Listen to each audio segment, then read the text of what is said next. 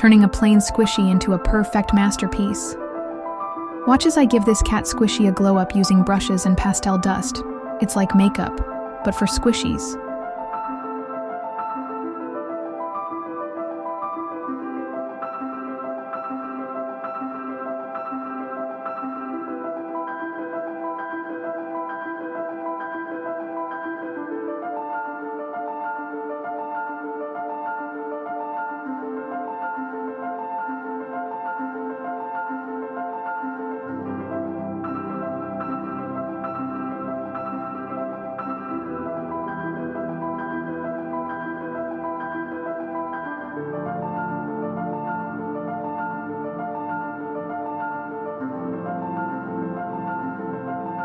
If you have any questions or need tips on flocking your own squishies, feel free to leave a comment below.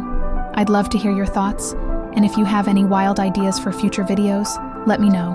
See you next time, and keep those squishies coming.